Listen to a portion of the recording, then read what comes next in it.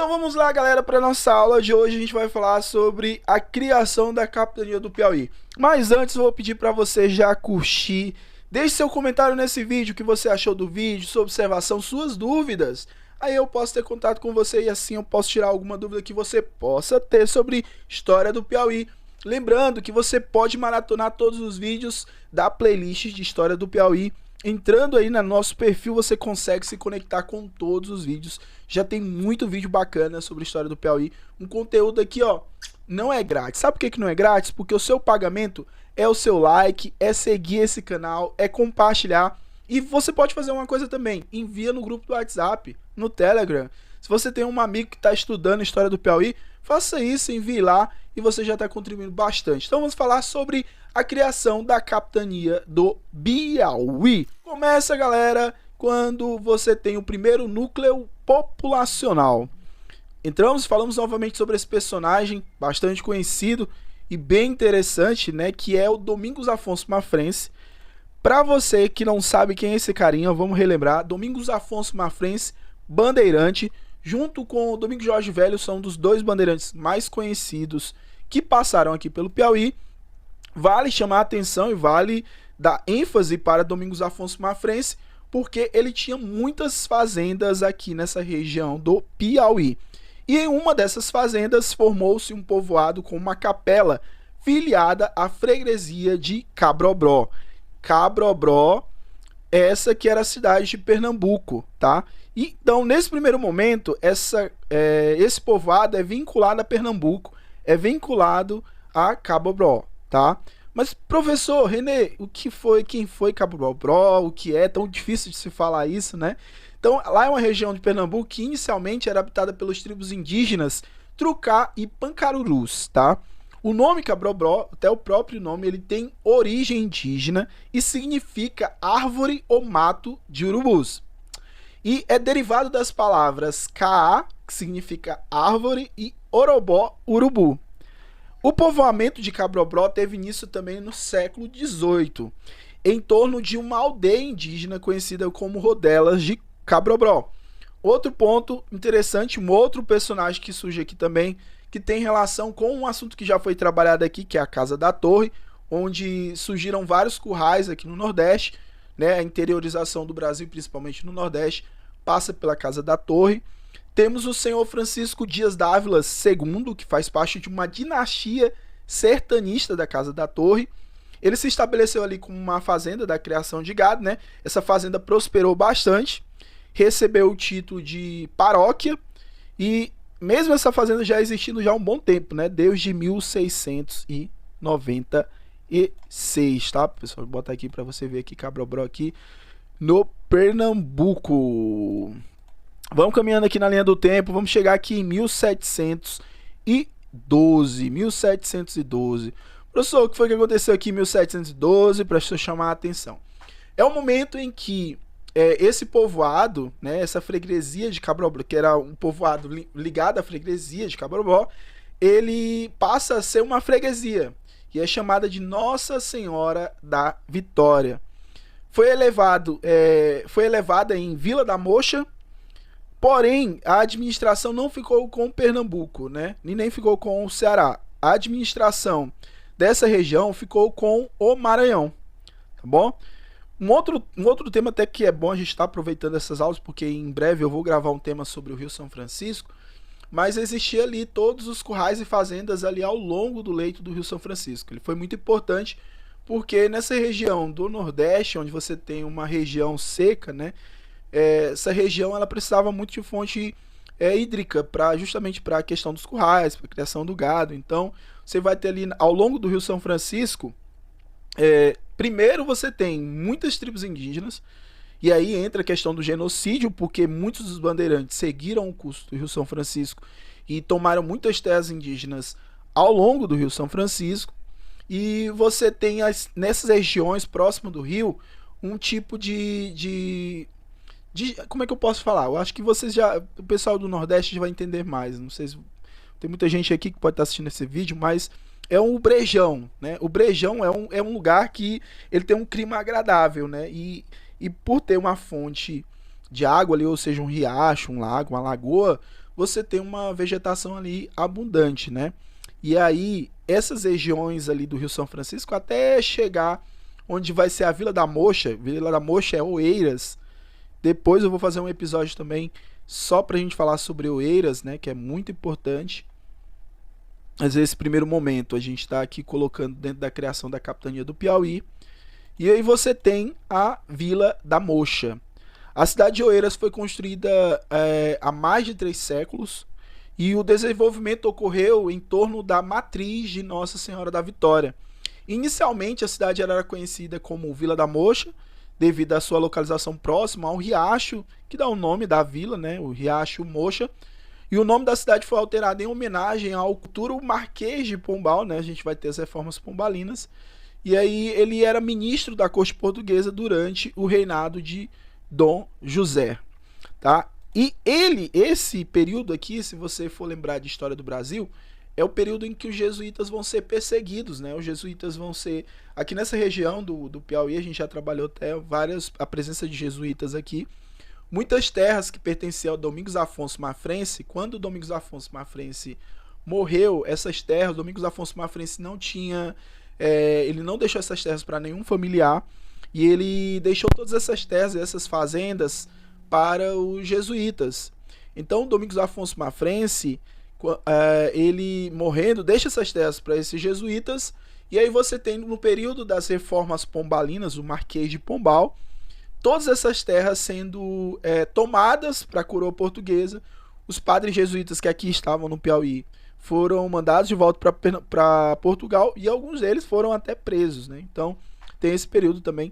Tem um episódio também aqui falando sobre os jesuítas no Piauí. Eu não vou colocar card, eu quero que você assista esse episódio todinho, tá, gente? Vamos assistir esse episódio. E se quiser assistir de novo, assista. A gente tá precisando de horas aqui, então assista os episódios. Tem muito conteúdo para você. Não esquece, aproveita logo aí, deixa nos comentários, vai curtindo. E se tiver dúvida sobre qualquer coisa que eu já falei até agora, já vai botando no comentário. Professor, o senhor falou ali no meio do vídeo sobre Cabrobró, não entendi muito bem. Faça um vídeo sobre Cabrobró? Pode ser. Galera, chegamos a 1718. E chegamos no momento, né, tão esperado aqui da nossa aula, que é a criação da capitania do Piauí, oficialmente separada do Maranhão em 1718. Só que você tem um detalhe aqui. Oficialmente foi separado em 1718, só que realmente foi efetivada como capitania só em 1758. Vale pegar essa... Porque muda a administração, tem que se organizar, tem que se trabalhar, se montar toda a estrutura, se construir prédios públicos, né, para que possa ter uma administração.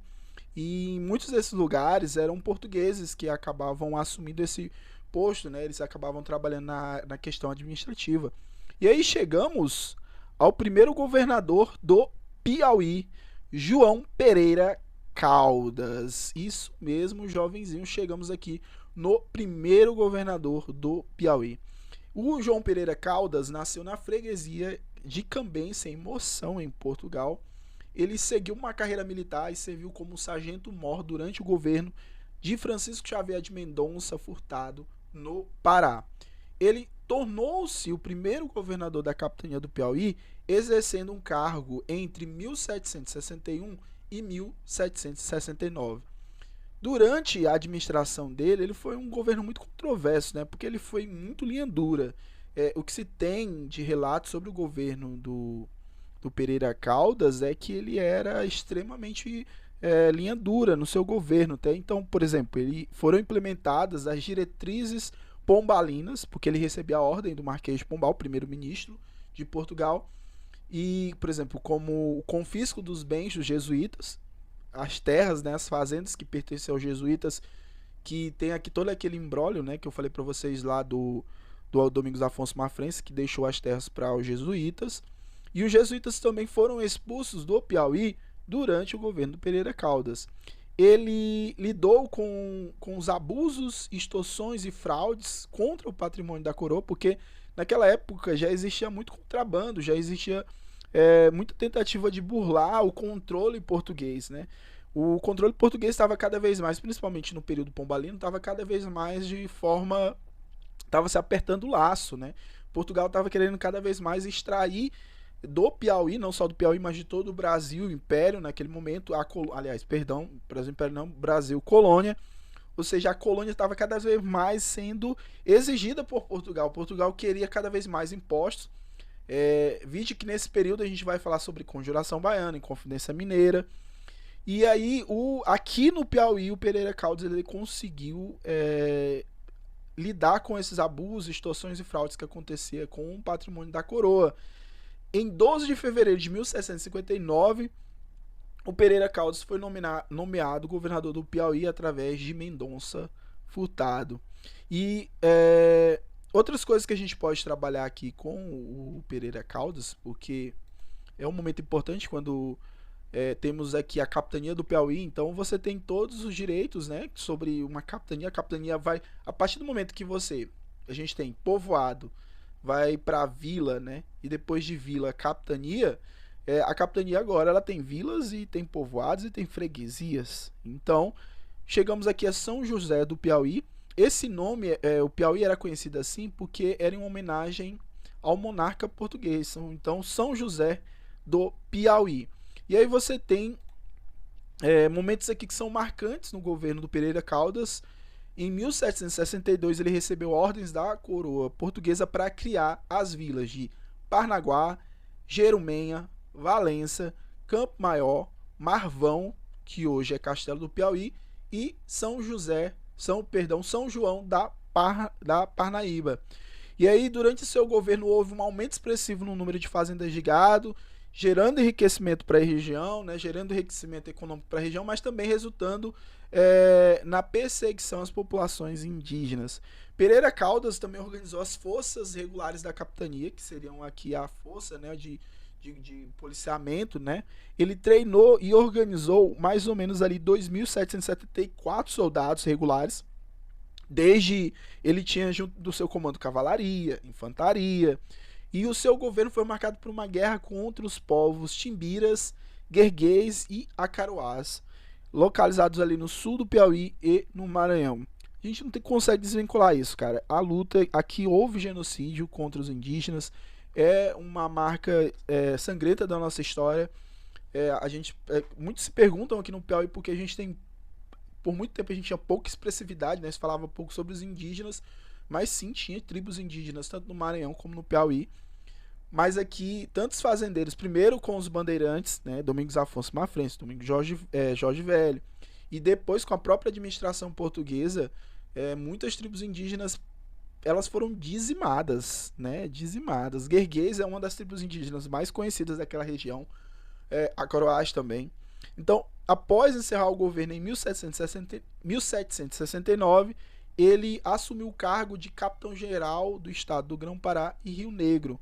Né? O trabalho dele foi considerado tão bem sucedido aqui na nossa região que ele foi promovido para a região do Grão-Pará. Eu coloquei até aqui para vocês o mapa do Piauí aqui, daquela época, só para você ter uma noção aqui, ó. Acho esse mapa aqui é da administração do João Pereira Caldas, né? Você está percebendo aqui que você tem a capitania do Maranhão, o Rio Parnaíba construindo essa fronteira, né? E aqui era distrito, olha só, distrito de Pernambuco. Tá vendo aí, ó? Vou botar aqui do ladinho para você ver aí, ó. Distrito de Pernambuco. Interessante, né? Você tem aqui todas as questões das rotas, capitania do Piauí. O Piauí ainda com a escrita com um H aqui, né? Interessante, que depois a gente pode fazer um vídeo também sobre isso. E agora, cara, agora é a sua vez de deixar aí seus comentários, deixar o seu like nesse vídeo, compartilhar esse vídeo, deixar aí qual o tema que você quer assistir aqui no História nos Stories, se você achou interessante essa aula. Se você quiser deixar um elogio também, ajuda, já é combustível para que eu possa trabalhar. Vídeo toda semana, tá? Toda semana tem aula aqui de História do Piauí. E essa é mais uma aula. É isso, conseguimos, temos conteúdo para você. E vamos aí fechar.